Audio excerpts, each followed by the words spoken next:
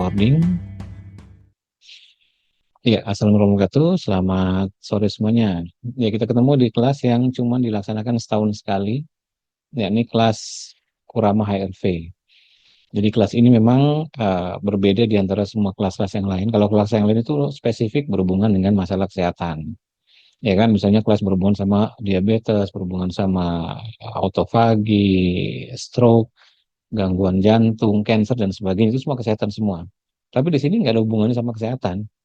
Tapi ini cara kita memahami olah napas secara terukur dan kata kunci adalah belajar untuk mengerti bagaimana cara kita mengetahui apakah ritme napas itu memiliki manfaat besar bagi diri kita apa enggak. Itu yang paling penting ya.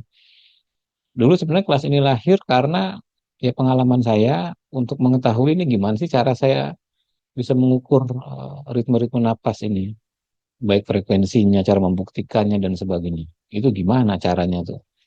Karena akal saya pada saat itu penuh dengan rasa keingintahuan. Saya pengen tahu persis nih gimana caranya. Kenapa orang bisa sembuh? Kenapa ada orang latihan napas? Kan teknik pernapasan di dunia ini kan banyak sekali kan. Ada puluhan mungkin ratusan atau kalau bisa kita sebut ribuan lah banyak sekali. Kenapa kok yang ini bisa sembuh dengan teknik A, tapi ketika ada orang lain menggunakan teknik A yang sama tapi nggak sembuh-sembuh? Iya kan? Bagi contoh misalnya ada teknik napas namanya senci katakanlah begitu ya. Karena di kelas ini kita netral, kita nggak merujuk pada satu jenis teknik napas, karena bisa dipakai untuk mengukur teknik apa saja. Yang tren dulu dari ramainya sensi adalah ketika Ibu Titi Puspa ini sembuh dari kankernya, remisi dari kankernya hanya dalam waktu 14 harian kurang lebih lah, hanya 2 sampai 3 minggu. Tapi sekali latihan 4, 5, 6 jam. Lalu berbondong-bondonglah orang kemudian latihan teknik yang sama, senci juga. Ada grupnya, ada banyak. Saya juga ikut di grupnya karena pengen tahu kan. Tapi ternyata hasilnya tidak seperti apa yang dicapai oleh Titiek Puspa. Dan banyak yang gagal. Kenapa bisa seperti itu? Ini jadi tanda tanya kan. Lalu ramai lagi teknik yang kita sebut sebagai Wim Hof. Oh ramai lah pokoknya di mana-mana dari era COVID itu ya dipopulerkan sama Tung de semua ringin. Kemudian kalau yang dari grupnya Pak Jarot ya dipopulerkan sama Pak Jarot gitu kan. Kalau saya sih nggak pernah pakai teknik-teknik ya, yang selain dari yang saya munculkan ya. Nah, kemudian ada orang latihan teknik Wim Hof, kemudian membaik Pak Jarot. Saya berkat teknik latihan apa Wim Hof sama Pak Jarot setiap pagi, lalu stamina saya, sakit saya apa semuanya sembuh ya, katakanlah begitu ya, misalnya katakanlah begitu. Saya ada gejala, katakanlah jantung atau apa segala macam lemah jantung jadi sehat. Lalu tiba-tiba ada orang melihat testimoni itu. Lalu dia penasaran, dia tertarik, oke saya mau latihan. Maka dia ikutlah latihan yang sama dengan orang itu, caranya sama, tarik buangnya juga sama, dilakukan di jam yang sama, gitu kan. Lalu ternyata hasilnya nggak seperti orang itu, hasilnya berbeda. Lalu orang itu bingung, kenapa kok hasilnya berbeda? Padahal sakitnya saya sama dengan dia. Lalu saya melakukan teknik yang sama dengan dia. Cara dia tarik napas, saya juga tarik napas bareng. Saat dia buang napas, saya juga buang napas. Saat dia tahan napas, saya juga tahan napas. Saya ngikutin aja pokoknya. Dia pakai oximeter, saya pakai oximeter. Dia oksigen bisa turun, saya juga oksigennya turun sama. Walaupun angkanya mungkin tidak sama persis. Tapi kan sama-sama turun. Kenapa hasilnya berbeda? Lalu ada lagi orang-orang yang di dunia yoga, kemudian dia belajar pranayama. Pranayama itu kan jenisnya banyak sekali gitu kan.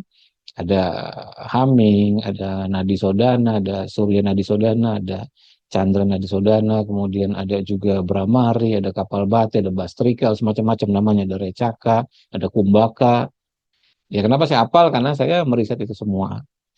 Nah, lalu latihan teknik yang sama persis di pranayama itu dengan guru yang sama. Karena saat saya sebagai murid, temennya bilang, saya karena latihan pranayama ini sebelum, saya ini ada asma. Saya latihan sama guru ini, saya latihannya di mall, setiap seminggu 3 kali, katakanlah begitu ya.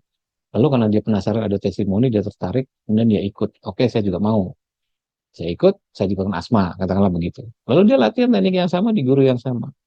Hasilnya bisa berbeda. Kok yang ini sembuh yang betul-betul, yang ini enggak. Nah itu tuh kemudian dari dulu tuh menjadi bahan pertanyaan saya. Bahan pertanyaannya. Sehingga memberikan sebuah kesimpulan bahwa tidak semua satu teknik cocok untuk semua orang. Jadi kalau kita belajar Wim Hof, belum tentu Wim Hof itu cocok buat kita. Kalau kita belajar senci, belum tentu senci itu cocok di badan kita, ya kan? Kalau kita belajar pranayama jenis tertentu, belum tentu pranayama yang jenis itu cocok di badan kita. Maka pertanyaannya ini menjadi sebuah pencarian, ya kan? Maka ada sebagian orang yang ketika ikut misalnya sebuah teknik, lalu dia merasa, aduh nggak ada gunanya sih, kenapa? Saya udah latihan teknik itu, 6 bulan malah, bukan sebulan 2 bulan, mas, 6 bulan. Saya ikuti latihan yang sama, audio yang sama, bareng-bareng sama teman-teman yang sakitnya juga sama, tapi dia sembuh, saya enggak. Nah ini kemudian jadi bahan analisa di otak saya ini kenapa bisa begitu. Maka lahirlah kelas HRV ini. Jadi saya mencari tahu bagaimana caranya seorang itu bisa mengukur, bisa mengetahui apa ketika dia melakukan sebuah teknik napas apapun yang dia mau adopsi dari cara apapun, itu bisa punya manfaat besar di badan dan terlihat ukurannya itu. Ya tentu kalau kita bicara sesuatu yang terukur, maka pasti kita akan direpotkan. Ini penting banget dipahami. Kita akan direpotkan untuk belajar hal baru yang berhubungan dengan pengukuran itu. Maka dari itu wajib di kelas ini punya alat ukur HRV dan wajib mau untuk belajar direpotkan dengan cara mengkonekkan atau ngerti cara makainya, cara masang alatnya, cara mengkoneksikan dengan handphonenya, lalu cara merekam datanya, lalu ngerti cara pindah antara dua aplikasi. Karena misalnya begini, kan ini intermezzonya dulu. Kita akan ukur menggunakan aplikasi namanya Elite HRV. Ya, katakanlah begini ya, saya gedein dulu biar kelihatan ya. Nah, kita akan ukur menggunakan aplikasi Elite HRV seperti ini. Elite HRV ini nggak bisa jalan sendiri, audio saya nggak bisa. Jadi kita harus buka dua aplikasi. Jadi saya akan buka bareng dengan misalnya audio. Nah, audio rekaman saya, katakanlah ritme 55. Saya cari dulu di sini. 5, 5. Ini contoh saja ya. Ini bagaimana teknisnya kita nih belajar untuk mau direpotkan. Mau belajar untuk repot lah, kira-kira begitu. Oke, berarti kan sekarang ini nggak bentuk kelihatan. Saya gedein aja lah. Nah, ini berarti ada eh, layar aplikasi yang isinya daftar audio-audio nanti kita mau putar. Lalu kita harus ngerti cara berpindah antar layar ke aplikasi Elite HRV tadi.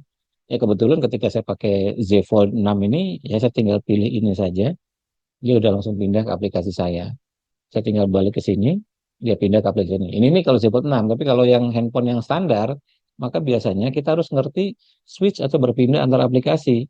Contohnya, kita harus pencet dulu yang garis tiga tegak. Ini karena saya pakai Samsung ya. Nanti kalau yang handphone yang berbeda mereknya, sesuaikan saja. Pilih yang ini, nanti akan muncul kayak gini. Jadi ada dua aplikasi terbuka di sini.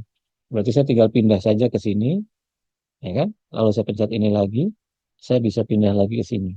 Jadi ketika saya play audio di sini, nah ini lagi play audio, kemudian saya berikutnya masuk ke sini. Audio tetap jalan untuk melakukan pengukuran.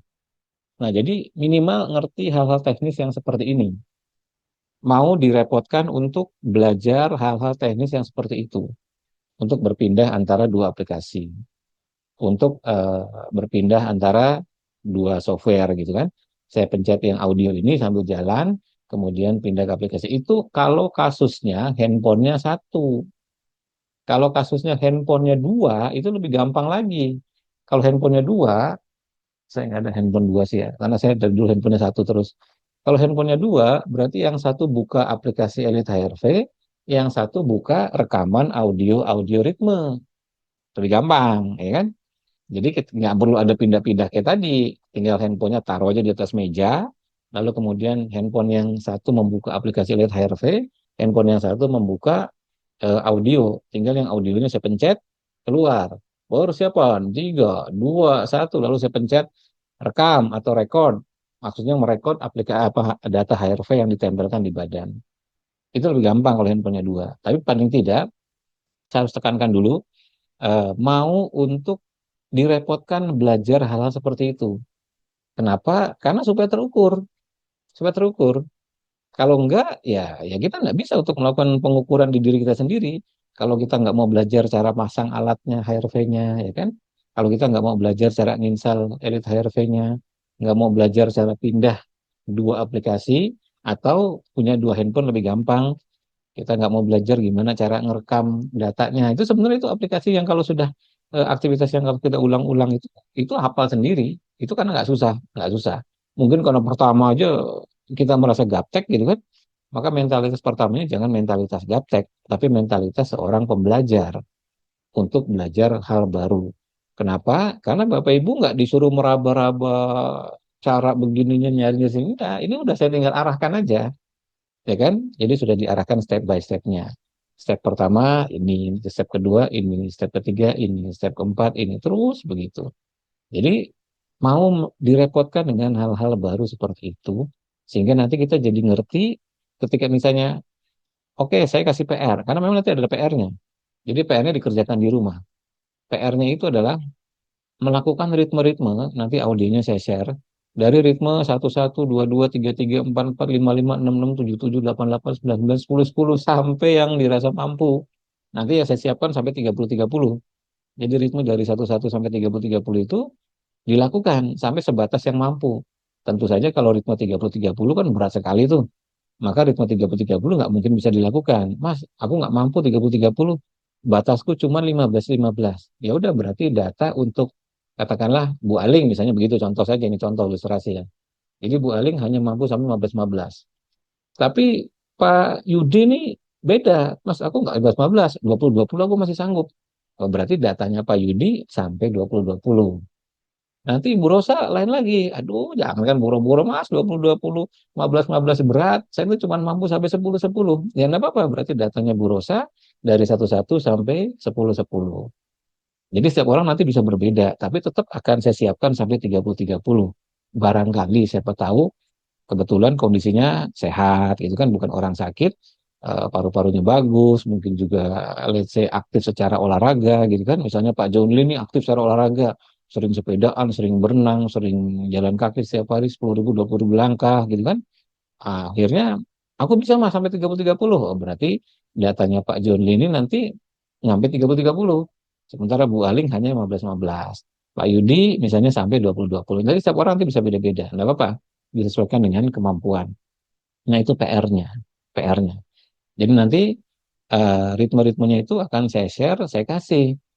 Setelah itu di-download dari ritme 11 sampai 30, 30, lalu dipraktekkan gimana cara untuk merekamnya, lalu gimana cara ngirimkan datanya ke saya. Jadi Bapak Ibu tidak disuruh analisa sendiri. Nanti tinggal kirim aja datanya ke saya. Berarti harus ngerti cara kirim datanya. Nah, itu nggak susah kok, nggak susah. Hanya perlu, ya itu, belajar perlu hal teknis saja. Hanya perlu belajar hal teknis. Nanti datanya itu ketika kita masuk ke aplikasi Elite HRV, begitu diekspor, masuk ke email masing-masing. Emailnya siapa? Email yang ibu pakai waktu handphone itu dibeli.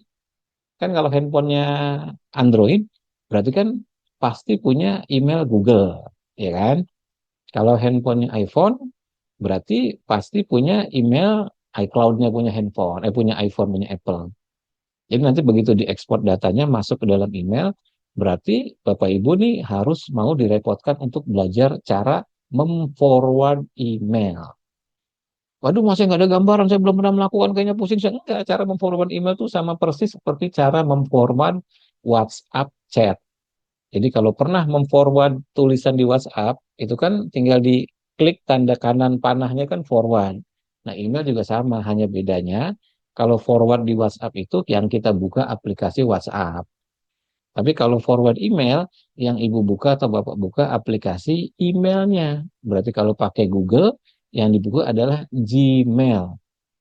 Lu Gmail harus install lagi? Nggak perlu. Begitu Ibu beli handphone yang Android, sudah masuk di dalamnya aplikasi Gmailnya. Tinggal dicari saja dari daftar aplikasi. Cari Gmail. Kemudian nanti muncul, tinggal diklik, nanti ada sebuah baris yang isinya data itu di forward saja ke email saya. Ya itu aplikasi seperti itu aja. Cara-cara apa namanya melakukan nanti laporan PR-nya seperti itu. Nanti biar saya atau Intan di sini akan mengkompilasi, mengumpulkan data dari PR-nya. Apakah PR-nya yang ritme 11 sampai 30, 30 harus selesai dalam waktu sehari? Nggak perlu, dicicil aja, dicicil. Jadi misalnya, oh hari ini kayaknya saya ada waktu kosong. Oke, karena satu ritme cuma 6 menit, nggak lama. Jadi satu ritme cuma 6 menit. Jadi kalau misalnya saya ada waktu kosong, berarti ya udah saya dari 11 sampai 55 itu 30 menit. Ya kan 6 dikali 5. Jadi ritme 11 dilakukan 6 menit, rekam. Ritme 22 lakukan 6 menit, rekam. Ritme 33 lakukan 6 menit, rekam. Ritme 44 lakukan 6 menit, rekam. Terus gitu, ritme 55 lakukan 6 menit, rekam. Katakanlah hari itu hanya bisa untuk 5 ritme saja. 11, 22, 33, 44, 55. Nanti hasil rekaman itu dikirim. Caranya di forward tadi. Nah itu nanti semua ada teknisnya, kita ajari teknisnya. Karena udah berulang-ulang mestinya paham. Ya kan sama kayak sekarang kita ada nggak di antara 14 orang itu yang nggak ngerti cara memforward tulisan di WhatsApp atau memforward video di WhatsApp? Kan nggak mungkin. Pasti Bu Untari bisa. Misalnya saya kirim chatting ke Bu Untari. 1 tambah 1 sama dengan 2. Bu Untari merasa, oh ini bermanfaat nih. Saya mau sebarkan ke teman-teman. Ya kan? Berarti kan nanti chattingan saya yang 1 tambah 1 sama dengan 2 ini, Ibu harus forward lewat WhatsApp itu. Kan pasti bisa. Ya kan? Dan caranya pasti udah ngerti. Kenapa? Karena pernah belajar sebelumnya. Dan sudah familiar dengan yang seperti itu. Di forward-forward aja. Tekan lama, forward. Ini bagus nih videonya nih. Tekan lama, forward. Dan begitu. Ya kan? Nah, nanti email juga begitu. Jadi kita belajar sedikit hal baru yang berhubungan dengan cara memforward email. Cara membuka email. Karena data dari aplikasi Lihat HRV-nya nanti akan masuk ke email masing-masing dari handphone yang dipakai. Baru setelah itu dibuka aplikasi Gmail-nya atau sesuai dengan apa jenis handphonenya. Setelah itu di forward datanya ke email saya. Atau bisa juga dikirim ke emailnya Intan, bisa saja. Nanti saya akan tentukan apakah email saya atau email Intan atau bareng-bareng juga boleh. Nah, jadi harus mau ada gitu-gitunya, ada seperti itunya. Nah, jadi ini kalau sudah terbiasa ya nggak menyulitkan, ya kan? Sama kayak pertama kali kita punya handphone, kita hidup di dunia telepon dan SMS, ya kan? Kita hidup di dunia telepon dan SMS. Pada era itu tidak ada namanya forward SMS, yang ada hanya di copy SMS-nya, lalu di paste atau dipindahkan atau diketik ulang di nomor yang kita mau kirim, ya kan begitu? Lalu era handphone kemudian berkembang canggih segala macam, berkenalanlah kita dengan WhatsApp. Bagi orang-orang yang gaptek, mau nggak mau dunianya sudah berubah. Dunia sekarang adalah dunia WhatsApp. Ya, peralihan dari SMS, telepon, pindah ke WhatsApp, telepon WhatsApp. Ya kan? Kita sampai sekarang ada nggak sering pakai SMS? Saya yakin jarang sekali. Ya kan? Bundari saya yakin lebih banyak WhatsApp dibandingkan SMS. Ya kan Bu Alin juga jarang ngirim-ngirim SMS zaman sekarang. Ya mungkin pernah, tapi seminggu belum tentu ngirim satu. Ya kan? Biasanya ya WhatsApp-WhatsApp aja kan gitu. Berarti kita mau nggak mau segaptek apapun ya harus belajar cara pakai WhatsApp-nya. Ya kan? Ya dari semua fungsi WhatsApp, saya yakin, seyakin-yakinnya kita paling tidak nelpon kita bisa, video call kita bisa, ya kan? Kirim WhatsApp kita bisa, forward WhatsApp kita juga bisa, forward tulisan di WhatsApp, ya kan? Share-share berita di WhatsApp ke orang lain kita bisa. Ya paling nggak itu hal-hal yang umum. Padahal ada fitur-fitur canggih di WhatsApp tuh. Seperti misalnya kirim berdasarkan apa, nanti di setting itu ada. Kita bisa broadcast, kita bisa link device, kita bisa membintangi pesan itu supaya tidak hilang. Lalu kita bisa voice macam-macam, ya kan? Macam-macam. Tapi ya kita nggak perlu menguasai semuanya yang ada di WhatsApp itu. Cukup yang utama dan penting. Nah, nanti juga begitu.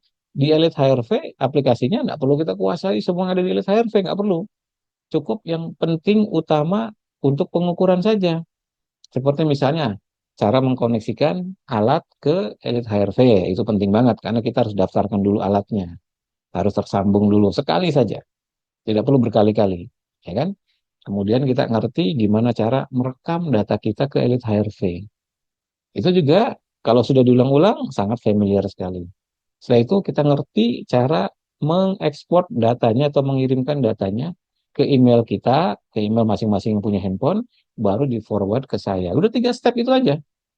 Adapun menu-menu yang lain di Elite HRV ini seperti misalnya saya kasih tunjuk dulu sebagai gambaran ya, supaya kita tidak tidak muncul terlalu rumit berpikirnya begitu. Ada menu namanya biofeedback, ada learn, ada trend, kemudian ada setting, di sini ada macam-macam, ada A, B, C, D, E, F, G segala macam. Ya kita nggak perlu itu semua. Nanti kita hanya perlu yang utama-utamanya saja. Seperti itu. Jadi jelas ya. Bu Sri Wahyati, maaf baru gabung. Maksudnya direkam itu latihannya. Iya latihannya direkam. Jadi saya ulangi lagi. Supaya yang baru masuk nih. Ya memang nanti saya akan ulangi sekali lagi. Tidak akan diulangi lagi. Kenapa? Kalau nanti yang baru masuk saya ulangi lagi. Baru masuk ulangi lagi. Ya nggak kelar-kelar. Jadi nanti Bu Sri lihat aja di rekaman. Tapi saya akan ulangi lagi bahwa yang dibutuhkan adalah kita harus mau direpotkan untuk belajar cara menggunakan alat, berarti alat HRV-nya. Kita mau direpotkan untuk menyambungkan, ngerti caranya untuk menyambungkan dari alat HRV itu dengan handphone kita. Kita mau direpotkan untuk ngerti caranya merekam ritme-ritme yang sedang kita latih masuk ke dalam aplikasi Elite HRV di handphone kita. Dan yang terakhir, kita ngerti caranya mengirimkan data hasil latihan yang sudah kita rekam tadi ke email saya. Nah, itu singkatnya seperti itu. Jadi kayak Bu Rosa barusan chatting kan beberapa kali sama saya kan, ya saya anggap Ibu Rosa agak gaptek. Ya semua juga wajar begitu, tidak ada masalah. Nanti Bu Sri itu juga bisa masuk kriteria gaptek, gitu kan? Atau mungkin Pak Jimmy, atau mungkin Bu Aling juga saking gapteknya kan. Waduh, malah gue masih nggak ngerti, udah pokoknya saya ke kantor aja lah. Saya langsung dipandu offline aja. Enggak apa-apa, Bu Aling tinggal main ke kantor, dipandu kan nggak nyampe 5-10 menit selesai kan. Nah, seperti itu. Jadi yang gaptek-gaptek ini ya jangan berkecil hati, karena ini cuman masalah kebiasaan aja. Kalau diulang sekali, dua kali, tiga kali, ya pasti bisa. Nah, maka dari itu, di biasanya, saya dari pengalaman tahun-tahun sebelumnya, jika pesertanya banyak yang gaptek, maka biasanya 2 sesi pertama kita belum ada pengukuran. Tapi belajar caranya dulu untuk menyambung-nyambungkan tadi. Alatnya dikoneksikan ke handphonenya udah bisa belum? Ya kebetulan pesertanya kan hanya belasan ya, tidak banyak kan. Jadi misalnya nanti saya absen nih, Ibu Sri sudah bisa belum? Coba Mas, ABC, oh ya saya sudah bisa. Oh berarti contreng. Berarti Bu Sri sudah bisa nih. Bu Aling udah bisa belum? Gimana cara nyambungkan, ngerekam sampai bisa ekspor data ke HP saya atau ke email saya? Sudah bisa Mas, lancar. Oke, contreng. Begitu.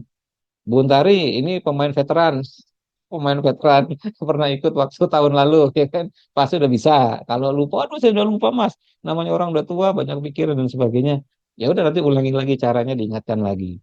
Bu Margareta, Pak Jimmy, Pak Ade, nanti saya absen satu-satu.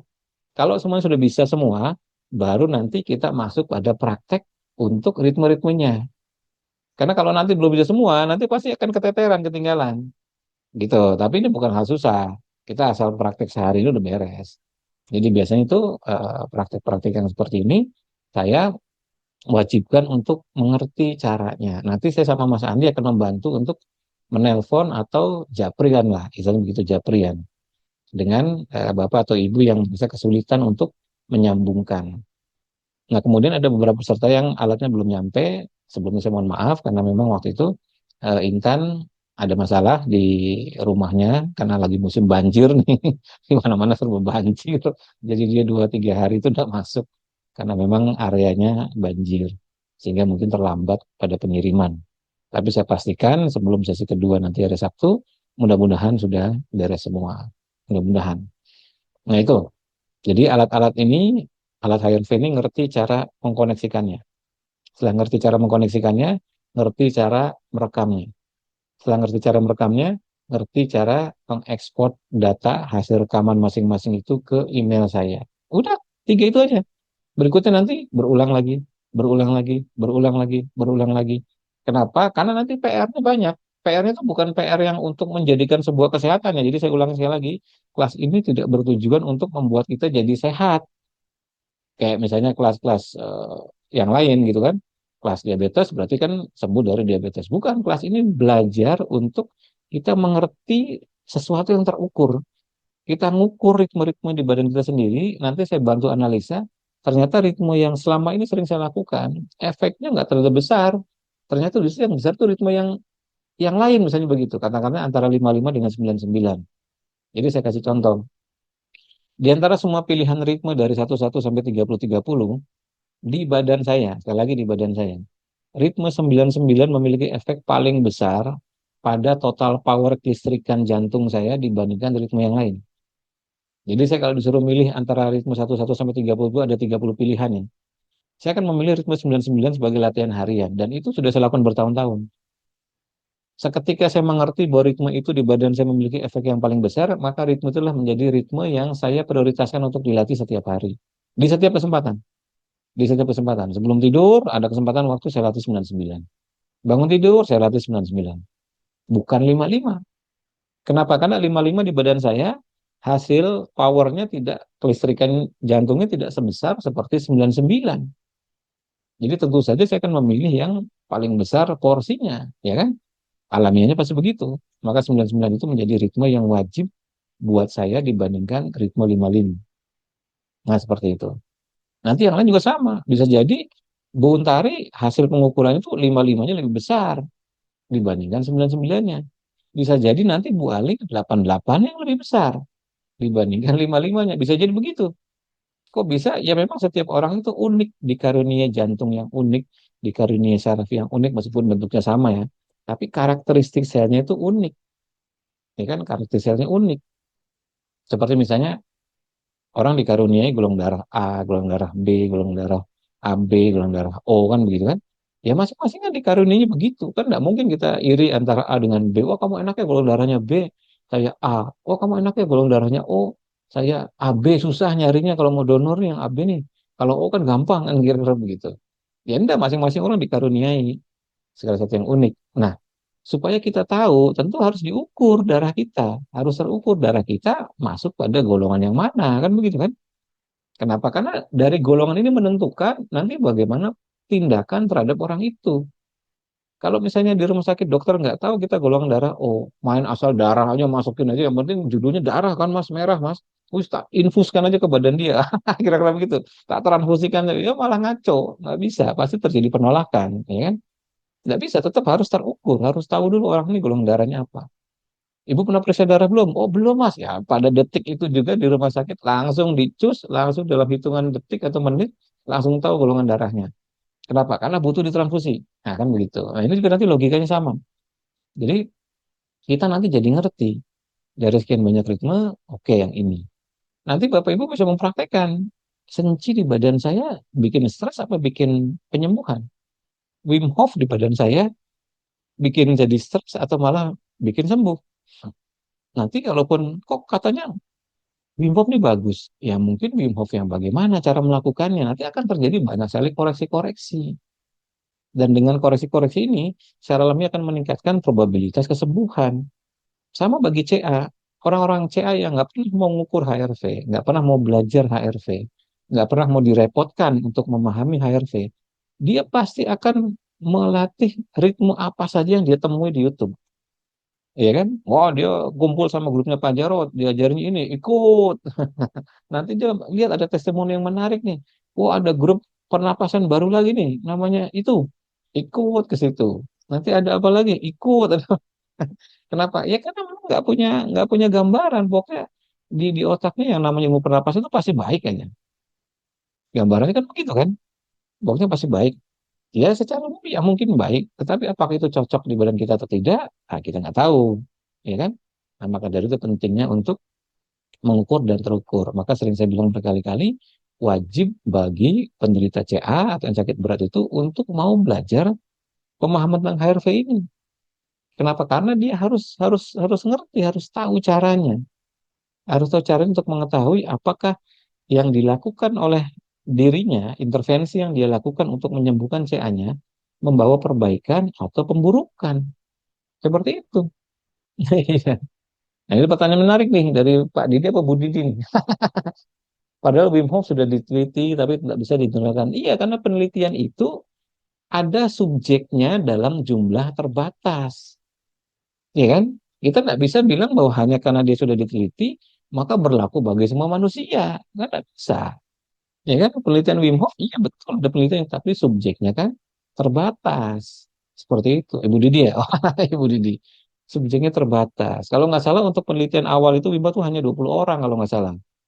Hanya 20 orang yang disuntik bakteri E. coli, bakteri penyebab diare lah. Disuntik. Begitu dipraktekkan teknik Wim Hof ternyata tidak terjadi diarenya. Dengan kata lain, sel imunnya meningkat tajam, inflamasi bisa ditekan. Nah, itu untuk subjek yang karakteristiknya begitu. Makanya saya pernah bikin YouTube untuk menjelaskan, waktu itu saya kasih contoh hipertensi.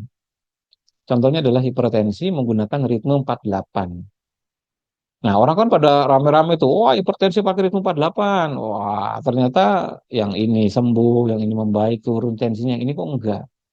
Karena saya bilang begini, ritme 48 itu diteliti dengan subjek yang karakternya bagaimana.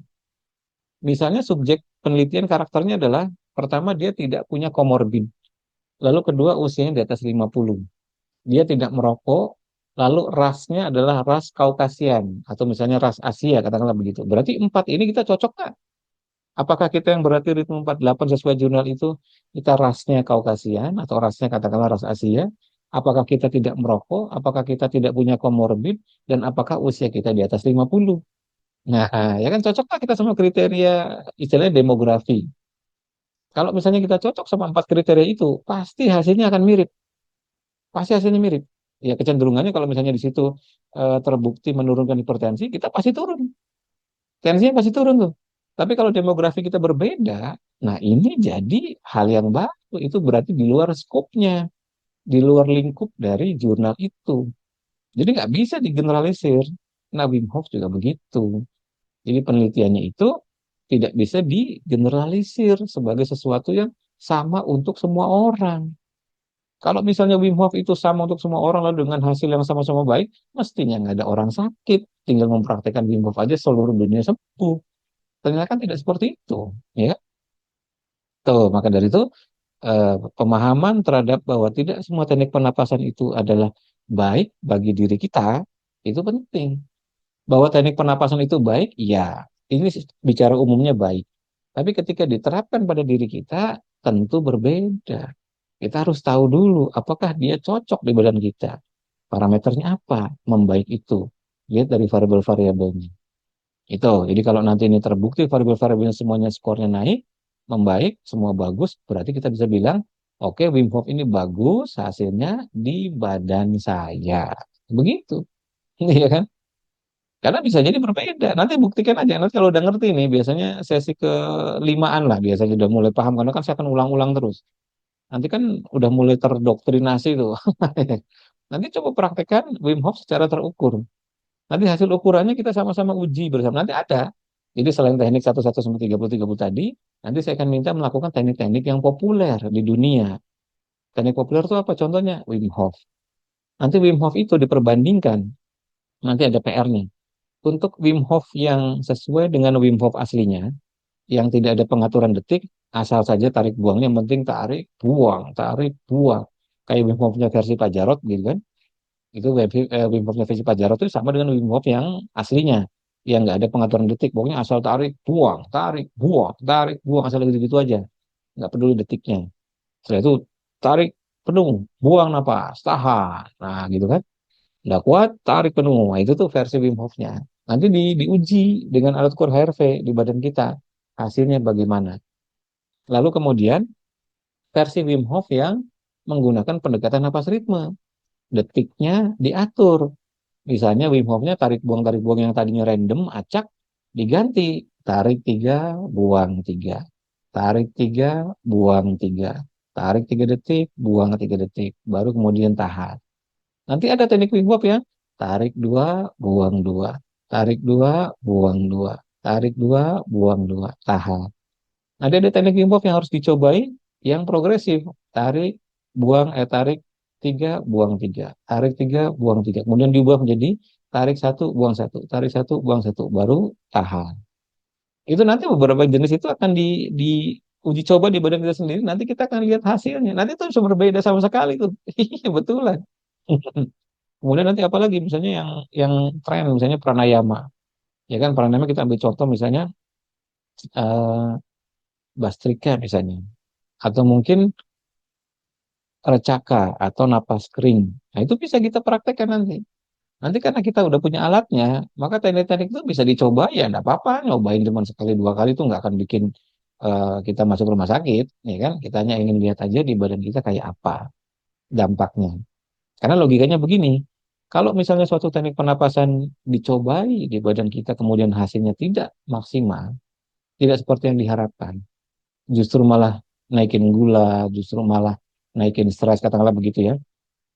Terus kita masih ngotot pertahankan, ya jelas makin lama stres kita makin tinggi, ya kan? Mestinya ya ya harus berhenti. Masa kita minum obat atau minum sesuatu yang kita konsumsi setiap hari, makin lama kita makin lemes, terus obat itu diminum terus, kan aneh logikanya. Harus berhenti, ya kan? Kalau kita melakukan sesuatu yang makin lama tidak bikin kita bersemangat, tidak bikin kita makin sembuh, ya aktivitas itu berarti tidak cocok dengan karakteristik badan kita. Maka harus diberhentikan, diganti dengan aktivitas lain. Seperti itu. Ini kan logika dasarnya kan kayak gitu. Nah, maka nanti di kelas ini ada pemahaman untuk menguji selain olah napas. Apa itu? Menguji suplemen. Nah, saya yakin semua dari kita punya suplemen lah, minimal vitamin D3 gitu kan. Diuji, diuji di badan, misalnya vitamin B kompleks. B kompleks itu ada yang cocok, ada yang enggak. Ini beneran. Kemudian menguji misalnya vitamin C atau antioksidan. Menguji misalnya kita beli suplemen apalah begitu yang agak mahal, katakanlah begitu yang selama ini kita selalu konsumsi. Kok saya konsumsi suplemen sudah berbulan-bulan, tapi badan saya tidak fit-fit. Kemungkinannya apa? Apa mungkin palsu? Atau mungkin suplemennya asli, tetapi dampak di badannya tidak seperti yang dibayangkan. Berarti suplemen itu nggak cocok. Hanya karena kita ikut-ikutan. Contoh, saya ada peserta yang pertama dia pakai vitamin D saja. Mungkin dia dengar kabar dari mana gitu kan, dari YouTube, dari TikTok atau whatever. Terus dia konsumsi vitamin D. Lalu mungkin dia nonton lagi. Nggak bisa Bu, D3 itu harus bareng dengan magnesium. Wah gitu kan. Lalu dia beli magnesium, berarti sekarang udah dua. Dia beli tiga sama beli magnesium. Ternyata suatu saat dia nonton TikTok lagi, nggak bisa Bu, D3 itu nggak bisa berdiri sendiri. Dia harus ada K2-nya. Karena ibu sudah berumur, K2 itu penting, maka dia beli K2. Sekarang udah tiga tuh suplemennya. D3, K2, sama magnesium. Lu tahu saya pakai mas D3 plus K2 satu kapsul. Iya tetap aja kita ngitungnya itu tiga Bu. Nggak bisa ibu ngitungnya karena hanya satu kapsul dihitung satu. Nggak bisa. Tetap ibu tuh yang ibu konsumsi berarti D3, ibu konsumsi K2, ibu konsumsi magnesium. Ya kan? Lalu dia dengar lagi di sebuah TikTok. Nggak bisa. D3 kalau mau bagus itu harus ada magnesium, harus ada zinc, harus ada iron. Harus ada copper. Sorry. Ada zinc, ada copper. Waduh, dia beli lagi akhirnya. Maka dia sekarang konsumsi 5 suplemennya. Dia konsumsi D3, K2, magnesium, zinc, dan copper. Nah loh, itu udah 5 tuh. Akibat dari seperti itu kan. Dan ketika dia konsumsi, saya cukup kaget. Ini kisah nyata, ini beneran ibu-ibu. Kisah nyata. Begitu saya lihat, ibu konsumsi zinc itu dari mana? Ya karena saya dengar dari TikTok. Lalu bagaimana ibu beli? Ya saya beli online. Berapa ukurannya? Waktu itu dia beli kalau nggak salah yang 50 atau 100 miligram. Ini gede banget tuh zinc. Zinc itu cukup sedikit-sedikit aja. Yang 10 miligram langsung 20 miligram udah cukup. Itu pun kalau kita makan makanan yang bervariatif ada zincnya, kita nggak perlu lagi suplemen. Maka untuk membuktikan kita butuh atau tidak, maka sebaiknya ibu periksa dulu magnesiumnya. Ibu konsumsi magnesium berapa? Saya konsumsi 500 miligram mas per hari. Karena memang dapatnya yang kayak gitu. Wah itu kan tinggi sekali. Jadi kan 500 miligram itu tinggi. Saya bilang, ibu ada gejala nggak yang muncul setelah konsumsi 5 sebanyak itu? Ada mas. Saya jadi aritmia. Ini kisah nyata beneran ini buat pelajaran aja. Kenapa saya bilang saya ketawa itu? Karena saya tahu magnesium apabila jumlahnya terlalu berlebih, itu akan bikin palpitasi di jantung. Maka bisa terbentuk aritmia. Maka yang aman bagaimana? Tahu dulu kadar magnesium kita lewat uji lab. Jadi kalau kadar magnesium kita dalam uji lab itu normal, maka suplemen itu tidak begitu dibutuhkan. Kalaupun mau diminum, mungkin seminggu hanya 2 kali kita konsumsinya, atau mungkin seminggu paling maksimal 3 kali kita konsumsinya. Misalnya Senin, Rabu, Jumat, udah selesainya nggak usah konsumsi. Atau konsumsinya hari Senin sama hari Jumat saja. Seminggu 2 kali, selebihnya nggak usah konsumsi. Ibu ini konsumsi harian karena saking takutnya. Dia dengar lagi di YouTube, magnesium harus dikonsumsi 2 kali, pagi hari dan malam hari. Dia nurut. Berarti sehari dia over magnesium. Dan ini kisah nyata, ini beneran kisah nyata. Nah, maka Itu yang membuat kemudian pentingnya kita mengetahui pengukuran HRV ini. Supaya apa? Supaya kita jadi nggak begitu ter apa ya ketakutan gitu dengan berbagai macam teknik-teknik dan nggak begitu eh, merasa apa istilah itu merasa wah itu keren banget ya, wah itu cakep banget tekniknya tuh, kok ada testimoni dia latihan cuma 3 kali langsung sembuh misalnya begitu.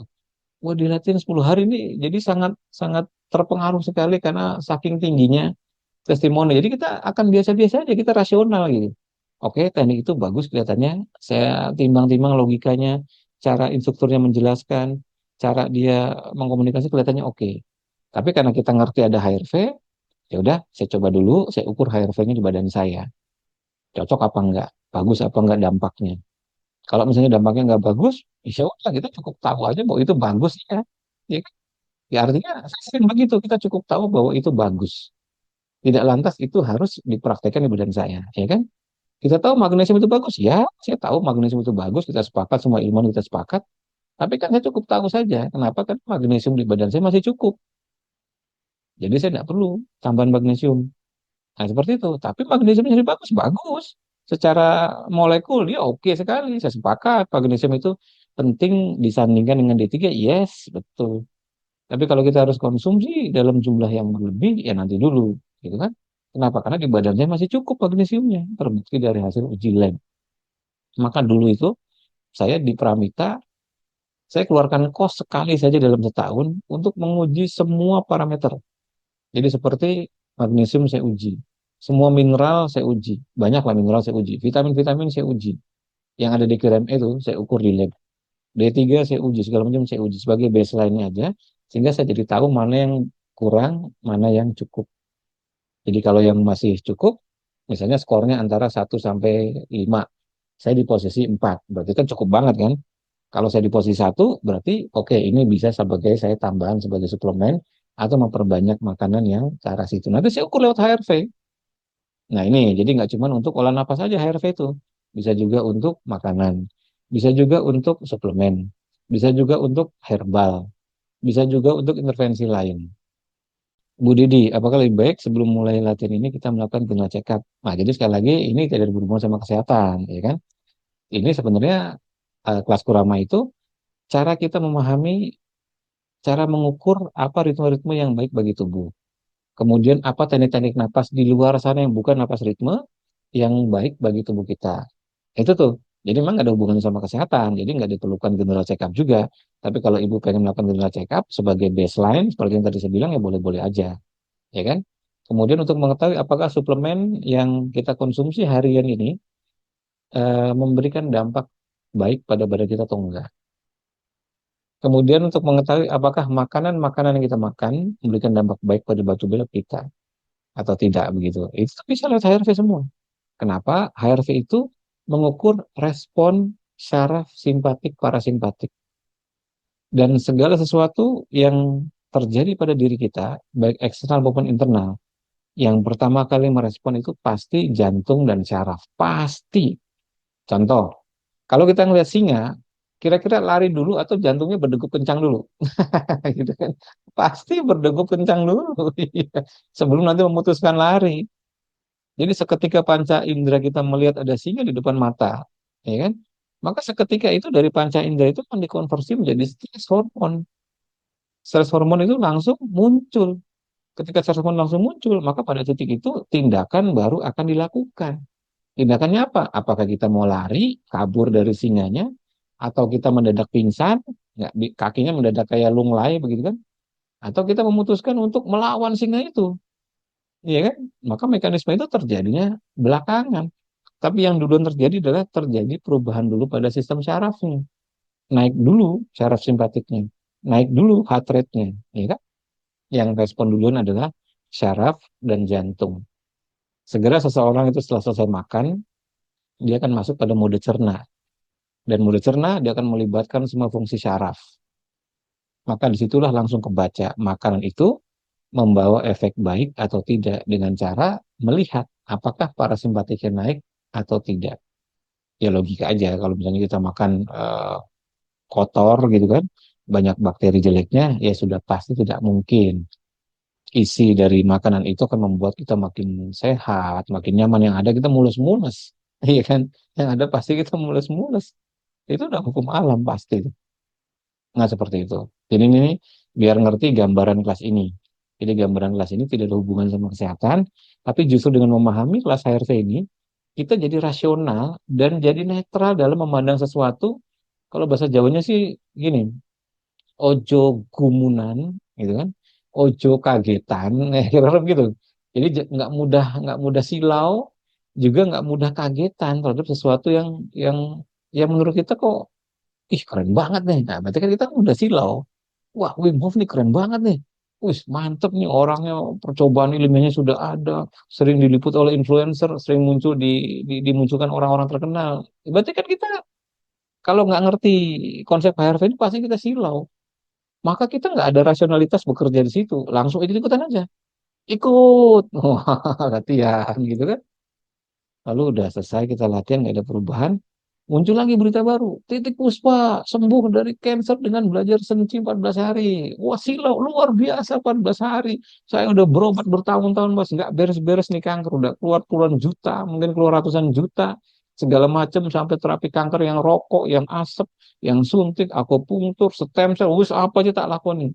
Mungkin miliaran. Nggak beres-beres. Ini luar biasa 2 minggu. Wah, itu silau kan? Silau. Lalu ikutan. Lalu apalagi semua jadi silau. Nah, justru kan kita belajar konsep HRV ini semua jadi netral gitu. Hati kita tuh netral. Logika kita jalan. Oke, ini benar bagus. Ya, ada faktanya, ada. Ada ukurannya nggak? Wah, nggak ada. Ya udah saya ngukur sendiri aja. Kenapa? Karena saya ngerti cara ngukurnya. Teknik-teknik itu, oke saya praktekkan. Begitu dianalisa tekniknya, oh nggak begitu berbahaya. Nggak disuruh guling-guling di eh, beling misalnya. Kan ada tuh di tradisional yang kita guling-guling di beling kan. Oh nggak, senci nggak disuruh guling-guling di beling. Oke, ini saya bisa praktekkan, tapi saya mau ukur dulu di badan. Dampaknya apa? Cocok apa nggak? Bagus apa nggak? Nah itu jadi nanti rasional. Nah itu ini berlaku untuk segala hal nantinya. Makanan, suplemen, herbal, olah napas ritme, teknik napas lain selain napas ritme, tindakan-tindakan medis lain, non medis lainnya seperti akupunktur, akupressure, kemudian pijat, ya kan? Kemudian nus apa saja, sebutkan aja semua intervensi yang tradisional maupun modern itu bisa diukur. Contoh lain, misalnya kita pengen tahu apakah intervensi kita terhadap kanker ini mau perbaikan atau pemburukan lewat perjalanan data-data HRV harian. Jika data-data HRV harian itu menunjukkan skor yang makin lama makin naik, maka artinya intervensi yang dilakukan pada saat itu membawa perbaikan pada tubuh. Karena logika sederhana. Orang makin sembuh, kira-kira makin bertenaga atau makin lemes. Orang makin sembuh pasti makin bertenaga. Nggak mungkin orang makin sembuh makin lemes. Nggak mungkin. Kalau orang makin sembuh makin bertenaga, maka sarafnya makin kuat atau makin lemah? Pasti makin kuat. Kalau sarafnya makin kuat, maka skornya makin naik, makin turun. Pasti makin naik, itu hukum alamnya pasti begitu. Iya kan, pasti begitu. Nah itu, makanya nanti kita bisa bisa secara rasional itu melihat dan memandang sebuah teknik intervensi apapun dari suplemen herbal, olah nafas, non olah nafas, makanan, akupunktur, akupressure, whatever apapun judulnya, membawa perbaikan atau pemburukan di badan kita. Tapi karena kita topiknya pertama di napas ritme, maka prioritas pertama jelas menguji, mencobai semua ritme-ritme itu di badan kita sampai nanti didapatkan hasilnya.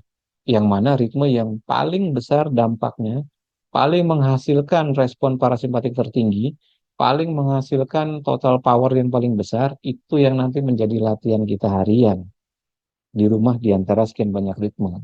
Begitu. Jadi sekian banyak ritme nggak usah dicoba, nggak usah dilatih semua. Kalau kita udah ngerti, ya kita akan memilih saja 2, 3, atau 4 ritme yang tingkat total kelistrikan jantungnya paling tinggi, yang powernya paling tinggi, ya kan? Itu nanti akan ketemu 2, 3 ritme biasanya. Ya itu aja diulang-ulang. Misalnya katakanlah ini ilustrasi saja. Misalnya Buntari ketika dievaluasi dari sekian 30 ritme tadi, ternyata 33, 55 ini contoh saja. 99 sama 15, 15 yang memiliki dampak terbesar di badan.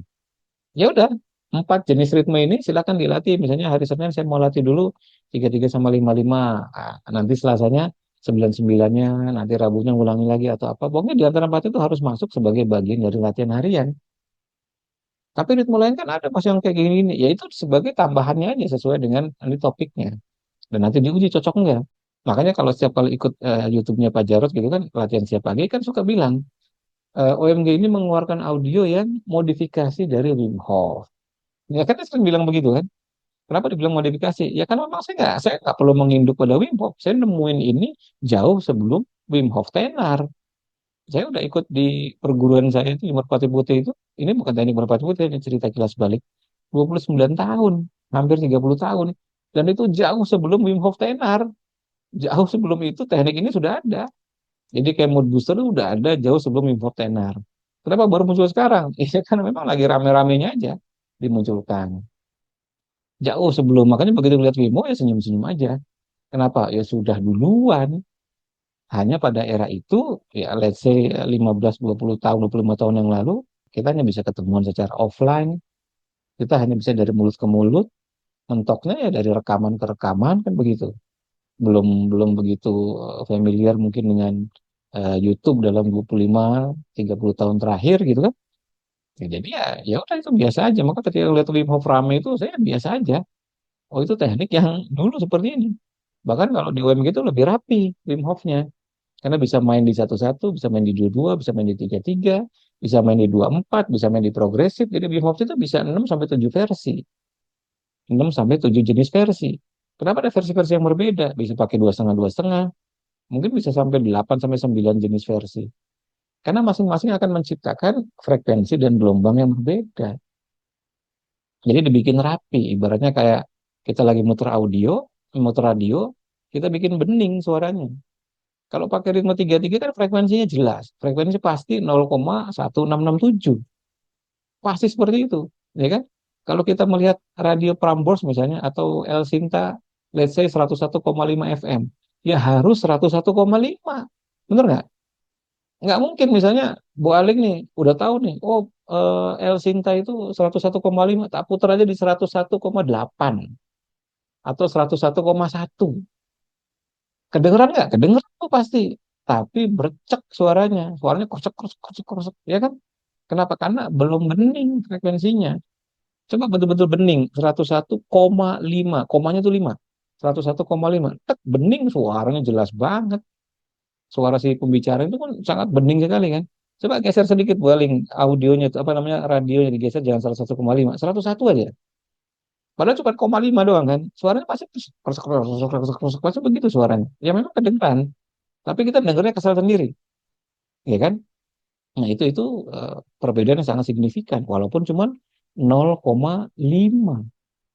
Walaupun cuma 0,5, pasti bersek-bersek, ya kan? Iya, ini kan kita sering kayak di handphone pun ada radio, ya kan? Handphonenya ada radio. Nah, misalnya atau di mobil gitu kan ada radio. Nah, di radio itu nanti kemudian disetel aja. Disetel pada yang ada koma-komanya. Kalau tepat, pasti suaranya bagus. Tapi kalau nggak tepat, suaranya pasti jelek. Nah, ya kan bercak-bercak. Nah itu sama juga ritme napas juga begitu. Jadi kalau sudah tepat ketemu yang tepat, pasti langsung teng, frekuensi manteng, langsung tinggi, langsung oke banget. Itu. Jadi ini nih sebagai pendahuluan dulu. Jadi kita nanti mulai start sesi pertama, pembelajarannya kuliahnya di hari Sabtu. Yang sekarang gambaran umum dulu biar ada wawasan. Makanya kayak Bu Didi itu kan langsung bisa menyimpulkan seru kayaknya Mas bisa semakin exploring. Yes, tujuannya memang seperti itu. Tujuannya adalah kalau bahasa Jawanya ojo kagetan, ya kan? Ojo getunan, ojo gumunan. Ya, kalau nggak ngerti bahasa Jawa, ojo kagetan itu berarti jangan cepat kaget, jangan cepat silau terhadap sesuatu, ya kan? Tidak cepat shock terhadap sesuatu apapun lah teknik-teknik di luar sana. Ojo getunan, nggak cepet getun, getun tuh apa ya? Kayak kesel gitu. Ya kan getun tuh kayak kayak ya kesel dalam hati lah. Waduh, saya udah latihan mas di OMG nih beberapa kelas, tapi hasilnya tidak bagus-bagus. Ibadah saya sakitnya masih aja ada. Saya udah ikut kelas CA dari mulai CA1, CA2, CA3 gitu kan. ternyata hasilnya nggak seperti yang diharapkan kan kira-kira begitu. Kenapa? Apakah tekniknya jelek atau apa? Ya sekali lagi teknik-teknik yang dirancang di kelas umum itu adalah teknik-teknik yang memang berdasarkan statistik. Kalau misalnya kita berada dalam demografinya, maka kecenderungannya akan sama. Tapi kalau kita di luar demografinya, pasti berbeda. Maka rata-rata yang dulu privat sama saya itu, kenapa dibikin agak mahal biayanya? Karena saya wajibkan punya alat ukur HRV. Jadi setiap latihan diukur, setiap latihan diukur, setiap latihan diukur. Jadi saya nggak peduli, pokoknya Mas kenapa harus wajib punya alat ukur HRV? Ya karena biar saya tahu yang terjadi di badan ibu ketika melakukan 55 itu apakah sama ketika ibu melakukan 99? Saya bilang begitu. Ya, ini saya kasih contoh ya. Ini salah satu peserta, mungkin ada beberapa yang mungkin kenal ya dari Bandung. Dan ini saya munculin datanya. Beliau kanker payudara stadium 4 sudah metastasis. Latihan ini tahun 2022 datanya nih. Lihat, tahun 2022 gaptek tapi diajari, diajari. Jadi caranya untuk forward email dan sebagainya. Maka dia kirim secara rajin, ya kan? Dari tanggal 17, kemudian dikirim. Ini saya munculkan, urutin dulu ya. Dari tahun 22 bulan 9, tanggal 17 bulan September, kemudian dia kirim lagi data tanggal 19 dari rumah. Dia kirim tanggal 21, kalau pas lagi visit ke Jakarta, ya latihan di sini kita ukur. Dia kirim lagi tanggal 26, dia kirim lagi tanggal 28, dia kirim lagi tanggal 3, kadang-kadang dia lupa ngirim, ya enggak apa-apa. Dia kirim lagi tanggal 7, terus ini data nih, dari bulan 9, ngirim sampai bulan 10, jadi sebulan. Hasilnya signifikan, kenapa? Akhirnya saya jadi pilihkan ritme buat dia. Jadi ibu berdasarkan kriteria ibu ngirim pagi, ada yang ngirim siang, ada yang karena saya bilang gitu, ibu harus ada yang ngirim pagi, ada yang ngirim siang, ada yang ngirim sore, ada latihan ngirim malam. Jadi saya pengen lihat efeknya di badan ibu ketika ritme itu dilakukan pagi hari atau siang hari atau sore hari atau malam hari. Ya untungnya nurut. Ya, kalau nurut ya jadi kita kita jadi bisa menganalisa gitu. Jadi akhirnya udah oke udah kebaca. Jadi ibu kalau untuk latihan dengan CA jenis ibu yang sudah metas begini, ritmenya adalah ini. Ya sudah signifikan. Begitu saya lagi di Singapura, metastasisnya berkurang drastis. Sangat drastis. Kenapa? Karena frekuensinya tepat. Jadi dia latihan dengan efek terbesar penyembuhannya di badan. Jadi dari sekian banyak pilihan ritme teknik-teknik itu, saya bilang ini jangan silau. Ojo kagetan, ojo getunan, ojo gumunan. Ya, kira-kira begitu. Jangan silau. Kenapa? Karena ibu harus tahu badan ibu tuh ngeresponnya kayak apa. Dan harus dipilih respon terbesar. Kalau nggak dipilih respon terbesar, akhirnya kita jadi ngacak. Semua dipraktekkan. Wah, saya dengar namanya cancer itu ada inflamasi, Mas. Berarti saya akan latihan ritme perbaikan inflamasi. Wah, ya kan rata-rata begitu orang kan. Karena nggak tahu, nggak ngerti kan. Nah, ketika dipraktekkan, kok rasanya makin lama makin lemes-lemes aja. Bisa jadi overtraining. Nanti kita belajar juga mengerti bagaimana mengetahui apakah ini overtraining atau tidak. Nah, seperti itu. Nah, ini gambarannya biar kita tahu untuk apa tujuan kelas ini. Jadi sekali lagi, kelas ini bukan untuk membuat kita jadi sehat. Dalam arti penyakitnya hilang. Bukan. Tapi kita membuat jadi rasional. Rasional dalam memandang ilmu olah napas apapun, dalam memandang intervensi apapun yang ingin diberlakukan pada diri kita. Seperti itu. Jadi ya sesi pendahuluan seperti itu. Nanti kita akan mulai sesi pertama di hari Sabtu.